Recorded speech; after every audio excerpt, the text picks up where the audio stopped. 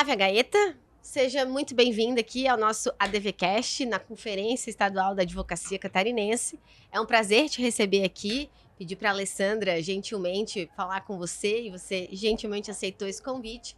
E eu queria, em primeiro lugar, ouvir de ti a tua percepção desse evento. De quem vem de fora, o que você achou dessa conferência, como é que você vê essa organização, essa cultura alemã aqui no meio do estado de Santa Catarina. Olha, eu fiquei realmente muito impressionada, tanto que eu perguntei se era frequente esse evento nesse volume, nessa quantidade de pessoas, porque pelo que eu sei, são quase 5 mil inscritos. E isso move, e outra em Blumenau, não é, e segundo vocês, é no interior. E na medida em que é no interior, trazer e fazer essa mobilização é muito impressionante. A estrutura também é impressionante, a organização é impressionante, a plateia muito atenta. Eu fiquei muito contente com o último painel, especialmente porque não era técnico, era muito mais o OAB Talks, que são temas um pouco mais livres, um pouco mais amplos, para falar de carreira, de comportamento, de crescimento profissional. Então foi bem impressionante. Eu estou realmente impactada com tudo que eu vi aqui. Ai, que bom. Ficamos felizes de dar essa impressão para as pessoas que estão vindo participar desse evento aqui conosco. E você é tributarista, certo? Advogada tributarista. Mas também te acompanho nas redes sociais e vejo que você mexe muito com literatura, com comportamento, com clube de livros. E eu queria falar nesse lugar aí. Eu queria deixar o tributário um pouquinho de lado e queria te ouvir falar um pouco da importância da literatura na vida de um advogado, assim, na nossa vida profissional. Porque tem gente que acha que, só vou ler livro técnico, a literatura não vai me ajudar na minha profissão. Eu, particularmente, tenho uma opinião absolutamente contrária a essa e eu queria te ouvir, queria saber mais de ti sobre como você encara isso, como você vê a importância da literatura na nossa formação. Recentemente eu mudei o perfil, assim, a frase da minha bio no Instagram, porque o Instagram é alguma coisa, eu diria que meu perfil é um pouco disruptivo. E por que ele é disruptivo? Porque a expectativa, quando a gente olha um perfil de um advogado, é encontrar direito num lugar ultra nichado. Só que quando eu resolvi comunicar nas redes, eu disse, eu não sou só advogada. Eu penso direito, comportamento e a literatura num só lugar. Então, como que eu faço para mostrar essa intersecção? A Flávia mulher, a Flávia que pensa, a Flávia que trabalha, a Flávia não tem só a dimensão jurídica. E o que me agrega, né, e aí vem a literatura. O comportamento, eu falei na palestra que a gente fez agora, é a compatibilidade entre como eu me comporto diante daquilo que eu sei e do que eu sou. Mas esse comportamento, ele vem junto com todo o meu repertório de vivências. E boa parte das minhas grandes vivências não foram decorrentes da minha experiência física, da minha experiência pessoal. A literatura, quando vem para mim, eu leio como um mergulho, né, em uma outra pessoa. Quando eu entro num livro, eu entro em outra pessoa. E eu absorvo aquelas vivências. Então, a literatura, para mim, não é só uma riqueza de vocabulário, mas é uma extensão do outro. Então, ler para mim me adiciona, eu me torno uma pessoa muito mais interessante, eu me torno uma pessoa muito mais eloquente, eu me torno uma pessoa muito mais criativa, eu me torno uma pessoa muito mais flexível, porque eu passei a ler os autores com absoluta benevolência, concordando ou discordando com eles.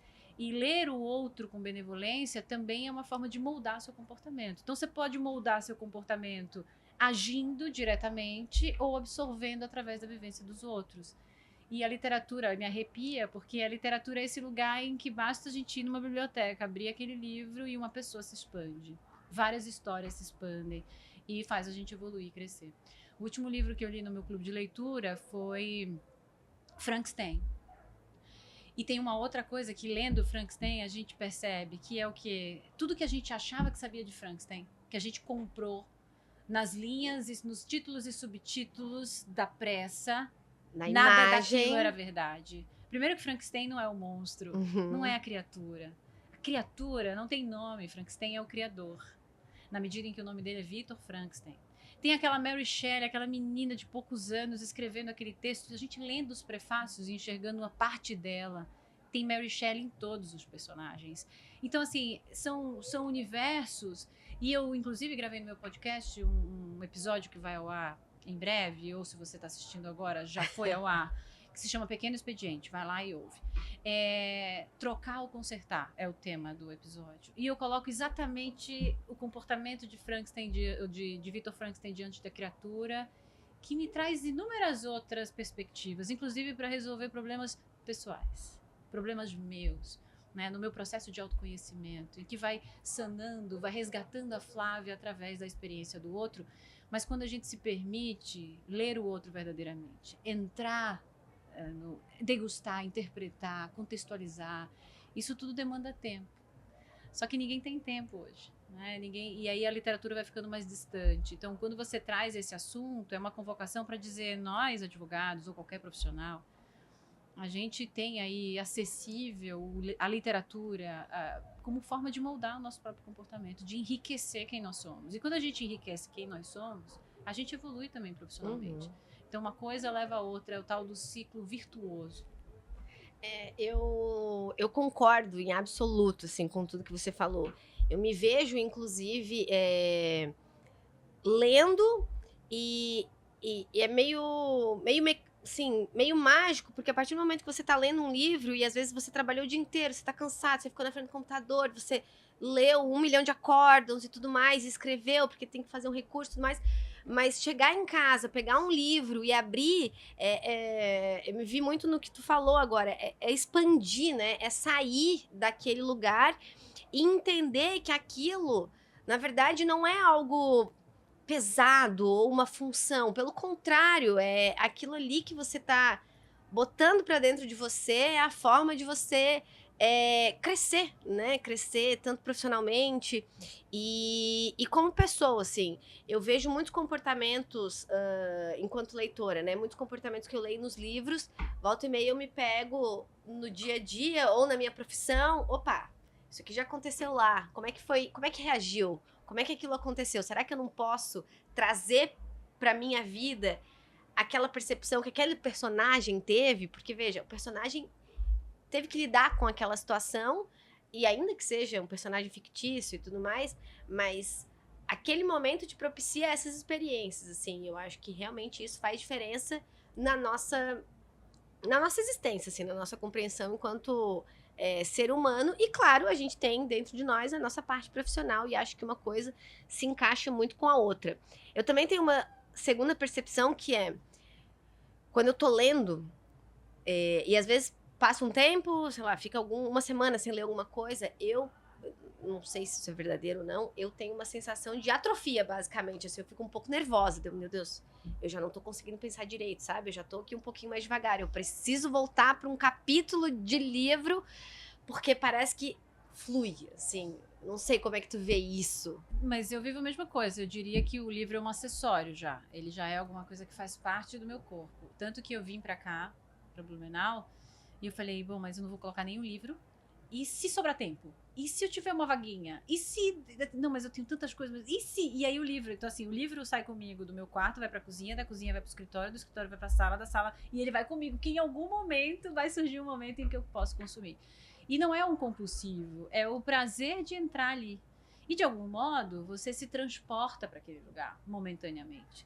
E às vezes, ou muitas das vezes, esse se transportar neutraliza um pouco das outras questões mais corriqueiras, mais cotidianas. Aí você entra um pouquinho ali, é como se você saísse de você, entrando em você, porque é um sair, eu diria que assim, você sai do de fora e vai internalizando. Parece muito filosófico isso, mas é como se fosse um processo em que você vai se conectando com você. E outro dia eu estava vendo que eu abri um livro de manhã cedo, de madrugada, eu faço ginástica de manhã. E 5 horas da manhã eu acordo, 6 eu vou pra academia. E aí entre 5 e 6 fiz um café expresso e abri Clarice Lispector. E aí eu vi Paixão dos Segundos de H. E aí gente, ela tá escrevendo pra mim. Mas como é que pode? Parece que eu abri esse livro, parece que foi sorteado. E na verdade não tá sorteado. É que a gente interpreta os textos através dos nossos próprios filtros, das nossas próprias emoções, das nossas próprias necessidades. E todas as dores que mobilizam o ser humano são retratadas pela literatura de maneiras diferentes, mas são as mesmas dores. São angústias muito parecidas, são questionamentos muito parecidos. E quando Clarice escreve sobre a alma, sobre o espírito, sobre o ser, né, nessa busca de si mesmo, ela conversa com todo mundo. Agora, quanto mais sensível e apto para ler aquele processo de imersão, mais você se conecta com o texto. E tem um amigo meu que diz assim, tem autores que a gente só consegue ler na maturidade. Tem outros que não. Mas o importante é a gente se jogar, né? O importante é a gente se absorver. E há quem não aprenda através dos livros. Há quem seja um profissional perguntador. E todas as formas de você aprender e absorver o mundo são formas proprietárias e possíveis, né? O método socrático, por exemplo. Sócrates, no livro que se chama Fedro, enfim, o diálogo retratado por Platão, Sócrates diz assim, olha, o discurso escrito faz sentido, um discurso escrito, é importante, mas o texto não é capaz de debater. O texto não coloca uma opinião contrária, ou não recepciona uma opinião contrária. O texto só consegue ser testado se ele for levado a público. Então, na percepção de Sócrates, o texto é excelente para deixar todo mundo nivelado, mas o que faz a gente crescer é quando a gente leva esse texto para domínio público. É quando a gente vai para a rua, é quando a gente leva esse texto para o debate, é quando a gente coloca ali os contrapontos, é quando a gente enriquece o debate através de uma investigação em busca da verdade, que não existe a tal verdade, mas enquanto a gente está dialogando e buscando, ele diz, olha, os discursos escritos são excelentes, mas melhor que eles é você sair desse domínio privado em que só você lida com aquele texto, levar para o público e conversar com você e debater. Por isso a importância dos clubes, por isso a importância dos clubes de leitura, dos debates sérios, dessas comunidades que se encontram para debater textos de maneira séria, porque é isso que faz evoluir, porque é essa troca que evolui, é o diálogo que evolui. É, claro, ancorado em algum fundamento, não é aquele discurso que todo mundo lê uma linha do Instagram e sai por aí discutindo, né? É um discurso que vai vivendo camadas e ele não se encerra. Não existe um exaurimento de determinados temas. Tanto que os filósofos gregos são os primeiros, as fontes de todos os textos e continuam sendo as fontes de todos os textos até hoje, porque são debates que não se exaurem, né? E a gente tem muito a aprender com eles. Então, eu quero aqui mais 2 pontos só para te ouvir. Você falou agora dos clubes de leitura. Eu sou uma grande fã de clube de leitura, porque ler um livro sozinha, para mim, é uma experiência muito diferente do que eu ler um livro e conversar sobre ele com outras pessoas que também leram esse livro, se propuseram a ler esse livro. Eu acho que enriquece a experiência, até porque as percepções são diferentes, né? Inclusive, lá no escritório, a gente montou agora um grupo de leitura das sócias, por enquanto só mulheres, estamos excluindo os homens mesmo, mas porque é realmente importante, assim. E todo mundo gosta de ler, enfim. Mas eu queria te ouvir sobre essa que eu acho, na minha percepção, né, enquanto espectadora, vejo crescer cada vez mais esses grupos. Eu acho que é uma realidade muito distinta do que era 10 anos atrás sobre grupos de leitura, e eu acho algo muito positivo. Eu queria te ouvir um pouco sobre isso. Eu acho que o nosso novo modelo de convivência propiciou que encontros como esse aconteçam, presencial ou virtualmente. Então, o meu clube, por exemplo, tem 3 anos. E em 3 anos a gente só lê clássicos. O meu slogan é: você vai ler comigo, vai ler em grupo aquilo que você não leria sozinho. Ninguém chega na livraria e vai dizer assim: hoje eu vou ler Fedro.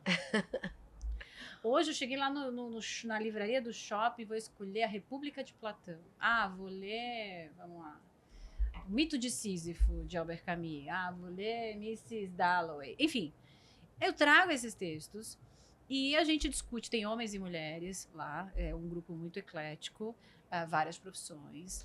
Mas eu acho vários profissionais, então. Vários profissionais de todas as áreas, médicos, advogados, enfim, psicólogas, empresários, tem de tudo. Mas porque são clássicos, eu não escolhi textos, mas tem textos filosóficos e agora eles têm medo quando eu digo que a gente vai ter uma leitura recreativa. Você vai ter uma leitura recreativa, né? Meu Deus do céu, quando a Flávia traz uma leitura recreativa, pelo amor de Deus, mas assim, no final do dia, não é um clube difícil, mas cada um, como eu mencionei antes, cada um lê através dos seus próprios filtros. Então pode ser que eu esteja tão imersa numa determinada temática que eu capturo parcialmente o texto. E aí você está em outra, você enxergou o que eu não enxerguei. É a mesma coisa de você reler um texto. Todas as vezes que você relê um texto, você encontra um outro texto. Porque cada vez que você lê com outros olhos, você lê com outra maturidade, você lê com outras necessidades. E você imagina num grupo que tem várias pessoas vivendo várias coisas, com várias histórias, com várias experiências, com várias dores, traumas e vitórias. E elas juntas lendo aquele texto e resolvem toda sexta-feira ao vivo, tem 1 hora para conversar sobre aqueles trechos lidos. Então isso é muito rico.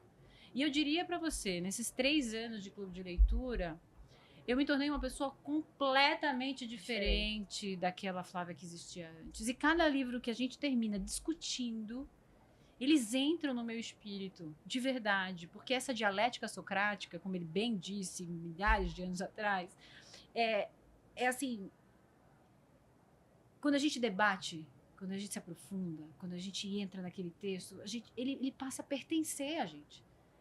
Quando a gente está lendo sozinho, é como se você passasse pelo livro. Quando você vai debater, você não passou pelo livro, você viveu o livro. Você foi lá, você voltou, você viu o que o outro viu e que você não viu. E essa visitação, ela é como se fosse um substrato que se sedimenta dentro de você. Todos os livros que eu li têm alguma coisa sobre a qual eu consigo falar. E li em grupo. Aqueles que eu li sozinha, eu nem lembro mais o que tinha dentro. Mas os que eu li em grupo, eles são parte do meu discurso. Eles se incorporaram a quem eu sou. De uma maneira que sai autores, o que pode demandar ou aparentar uma tentativa de demonstrar autoridade, mas não. É que a República de Platão está tanto dentro de mim que eu vou falar dela sempre. O Mito da Caverna eu falei na palestra, aqui eu falei de Fedro, de outro livro de Platão, e assim, não tem como me dissociar dele.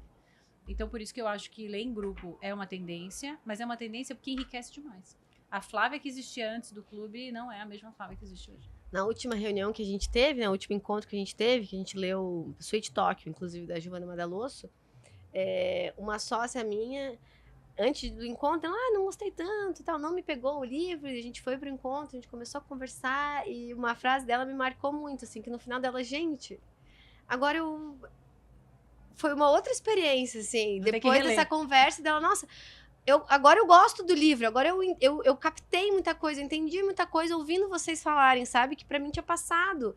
E eu achei aquilo assim, nossa, é exatamente isso, assim. É essa possibilidade de a gente capturar algo porque a gente tá debatendo. Que se não fosse esse espaço de debate, de conversa sobre determinado assunto, sobre determinado texto, a gente não absorveria, passaria, né? E aquilo vai ficar pra sempre voando se a gente não tem esse momento. E quando eu, por exemplo, no meu clube, a gente lê toda semana, a gente se encontra todas as semanas. Então, o livro deve ter no mínimo 4 semanas. Agora a gente tá lendo um que é Édipo Rei, a gente já terminou de Sófocles, mas 2 semanas só de encontro.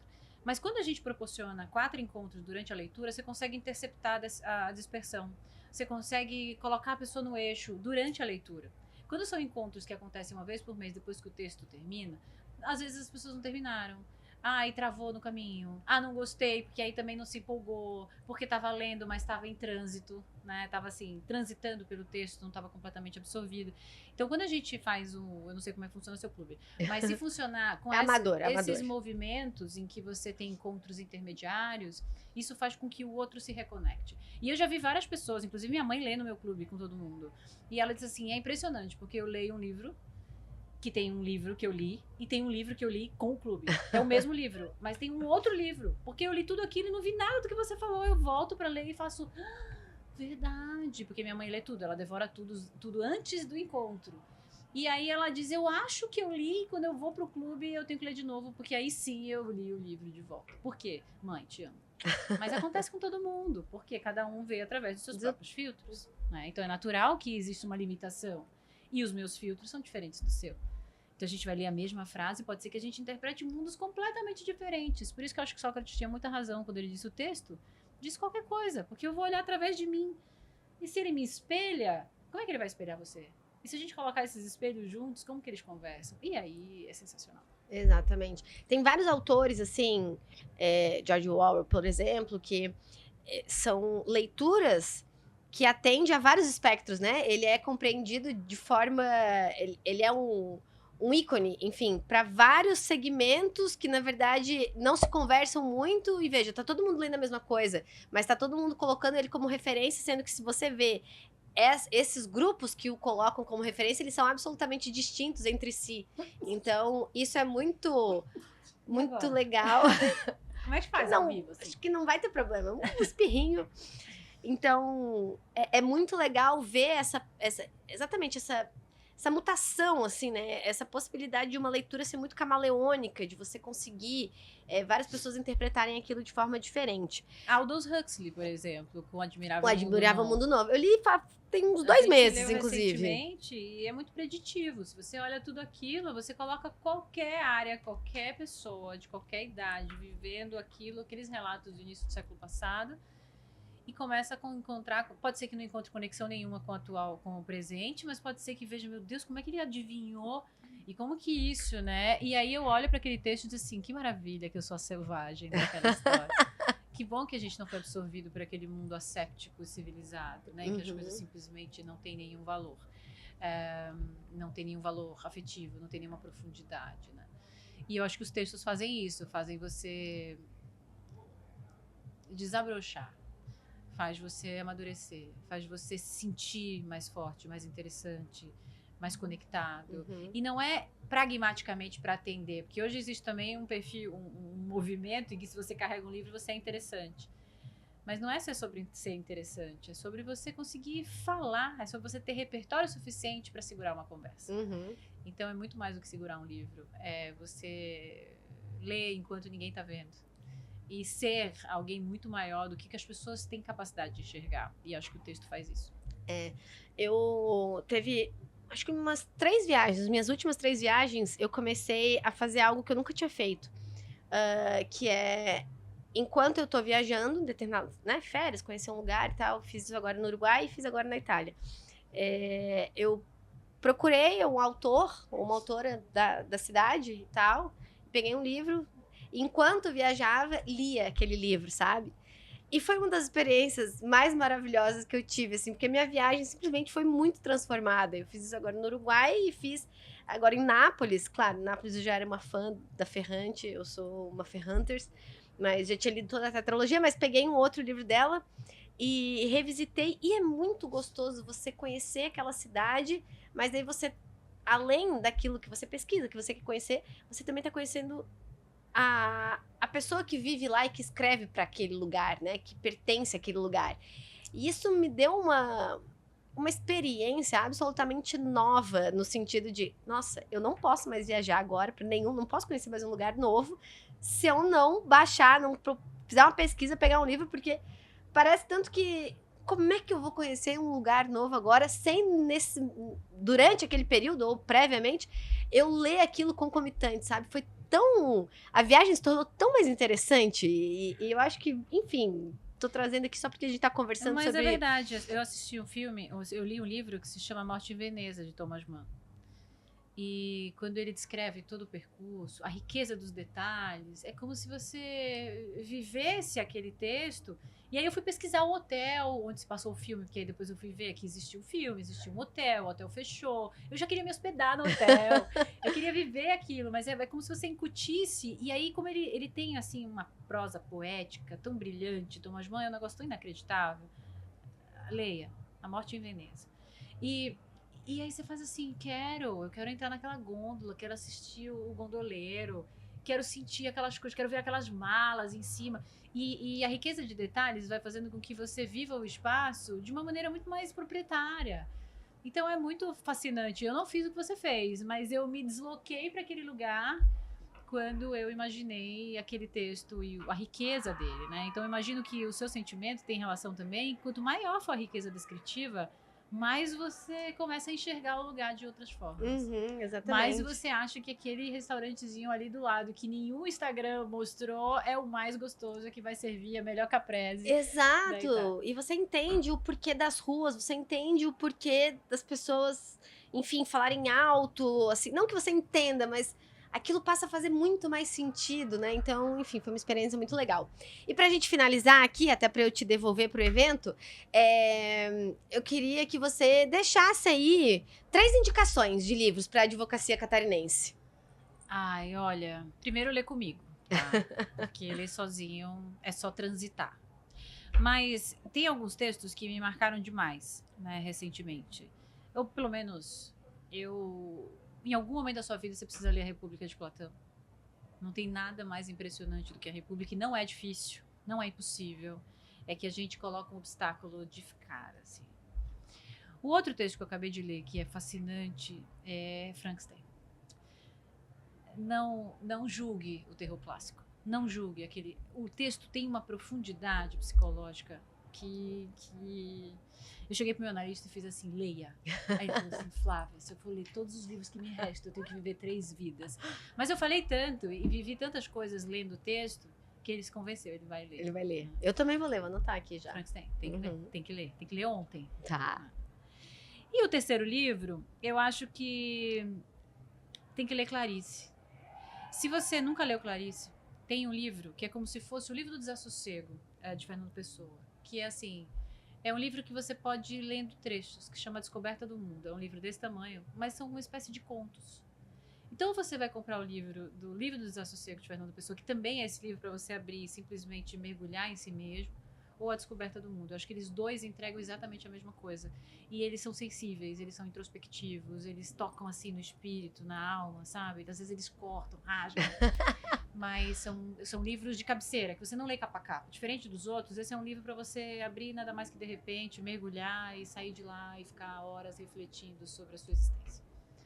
Olha, Flávia, te agradeço por ter topado conversar com a gente. Eu achei delicioso falar sobre literatura, falar sobre leitura. Eu acho que isso engrandece muito a nossa vida. E aqui a gente está num ambiente, né, num evento profissional, mas eu acho que é muito importante a gente sair um pouco da caixa, né, pensar um pouco fora da caixa. E a literatura nada mais é do que esse lugar de expansão, né? E te agradeço pela gentileza do convite e ter trocado essa ideia aqui conosco. A literatura é a caixa que a gente pega emprestado. É verdade. Né? E se apropria profundamente. Eu queria muito agradecer a oportunidade. Santa Catarina sempre me recebeu muito bem. A OAB de Santa Catarina, em todas as oportunidades, eu fui muito bem acolhida. Então, parabéns pelo trabalho e eu espero que vocês cresçam mais e mais e mais e sejam sempre um sucesso.